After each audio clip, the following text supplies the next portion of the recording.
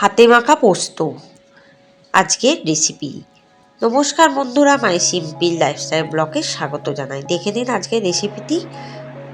আমার রেসিপি মতো বানালে স্বাদটাই অন্যরকম হয়। প্রথমে আমি একটা টিফিন বক্স নিয়ে নিয়েছি, তার মধ্যে দিয়ে দেবো 1 টেবিল চামচ সর্ষের তেল। তেলটা একটু চামচের সাহায্যে স্প্রেড করে দেবো।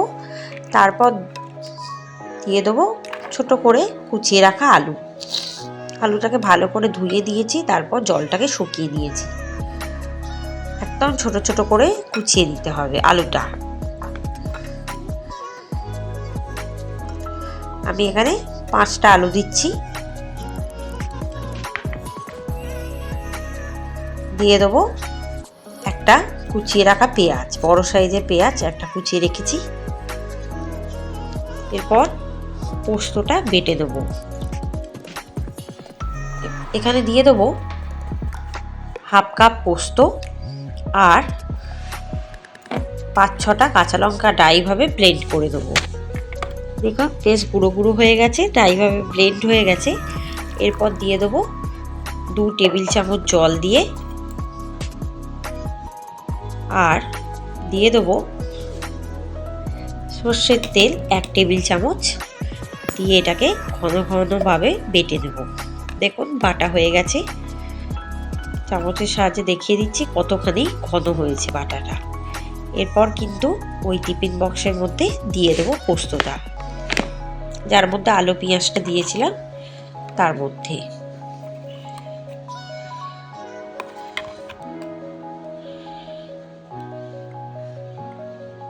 দিয়ে এভাবে একটু মিশিয়ে মিশিয়ে দেব। তারপর 15 মিনিট রেখে একটা বড় বাটিতে ঢেলে দেব।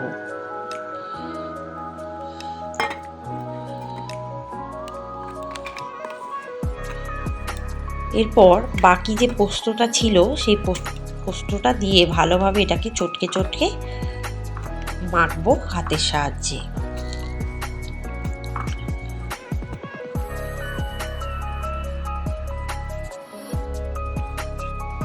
দিয়ে দেবো 2 টেবিল চামচ সর্ষের তেল, আর দিয়ে দেবো পরিমাণ মতো নুন, আর ওপর থেকে দিয়ে দেবো আরও 2 টেবিল চামচ পোস্ত বাটা। এটা দিয়ে আরও ভালোভাবে আমি মিশিয়ে মিশিয়ে চটকে চটকে মাখবো। মেখে কিন্তু 15 মিনিট রেখে দিতে হবে। এরপর কড়াই দিয়ে দেবো 4 টেবিল চামচ সর্ষের তেল। তেলটা ভালো মতো গরম হয়ে যাবে, তারপর কিন্তু দিতে হবে। আঁচটাকে কমিয়ে রেখে আমি কিন্তু তেলটা ভালোভাবে গরম করে নিয়েছি। তারপর ঢেলে দেবো ওই মাখা পোস্তটা।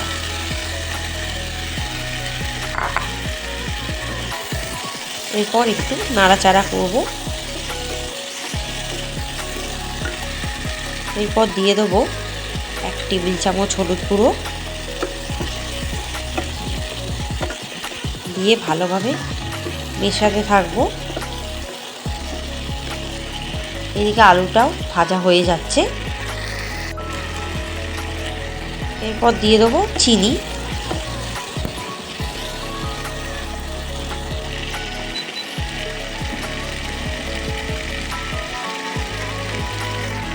আর দিয়ে দেবো সর্ষের তেল 2 টেবিল চামচ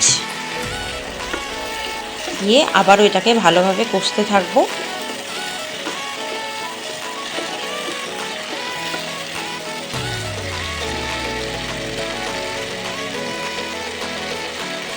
এরপর ওই মশলার যাতে আমি পোস্তটা বাটলাম সেই পোস্ত বাটার বাটিতে আমি 1/2 কাপ জল ঢেলে দেবো। জলটা একটু ফুটে উঠলে আরও 1/2 কাপ জল ঢেলে দিলাম। মোট 1 কাপ ছোট কাপে জল দিলাম। দিয়ে একটু জলটা ফুটিয়ে নেব।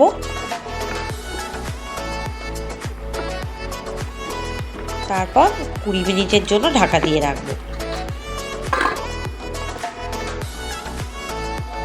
20 মিনিট পর ঢাকাটা খুলবো। এবার দেখবো যে আলুটা সিদ্ধ হয়েছে কিনা।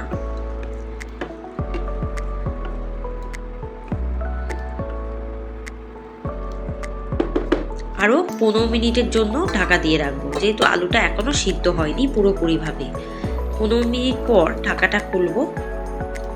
বেশ মাখা মাখা হয়ে এসছে, আলুটাও প্রায় কিন্তু সিদ্ধ হয়ে গেছে, বোঝাই যাচ্ছে।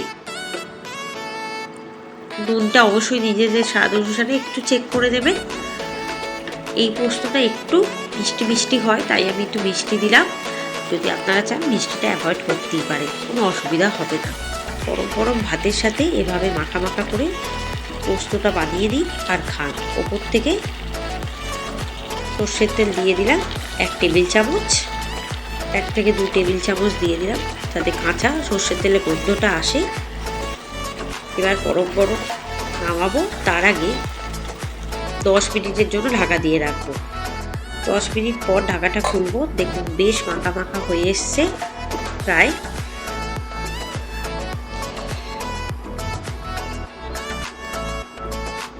আর আলুগুলো প্রায় সেদ্ধ হয়ে গেছে।